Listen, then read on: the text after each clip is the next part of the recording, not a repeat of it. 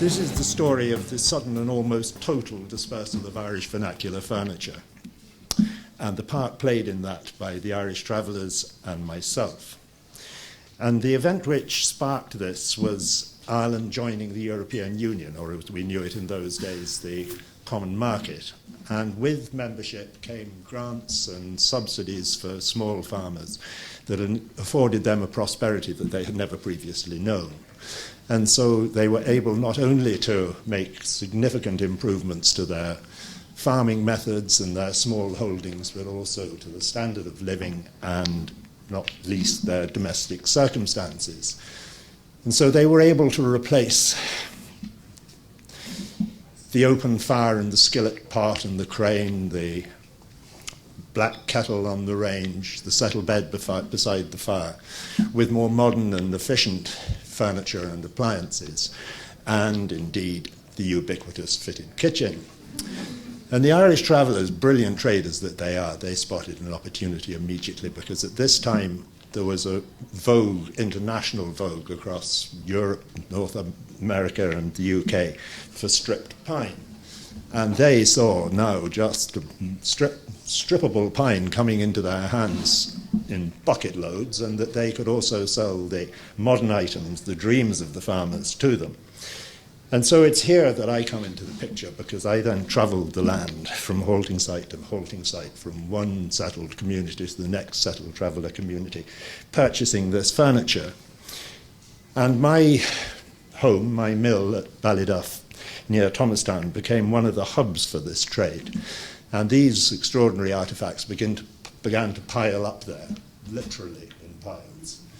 Because in the next slide, when it comes, you will see that on the left-hand side there is a stack of at least 8 blanket chests, and on the right, God knows how many settled tables. And it was at this time, and we're now talking in the mid-1970s, that I realized that I was actually handling stuff of enormous social historical importance.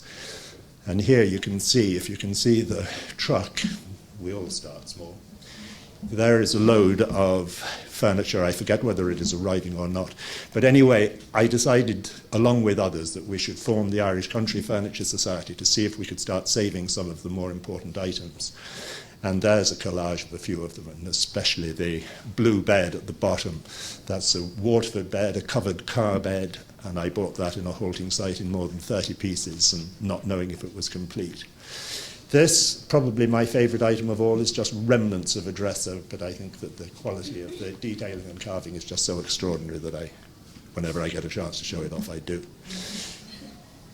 And here you get recurring details within the vernacular furniture, and here we have the fan or sunburst detail.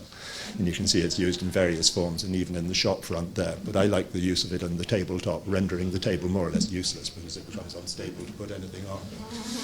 And here, chairs where you see you start with literally a split log with twigs as legs, moving through to a relatively sophisticated Windsor-like chair in the English tradition, but it was a slow progression. And here, a settle table.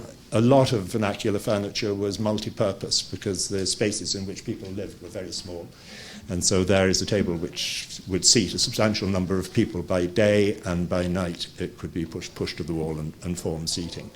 And so one of the first things that the Furniture Society did was mount an exhibition during Kilkenny's Arts Week in 1979 to start to try to draw attention to the importance of this stuff.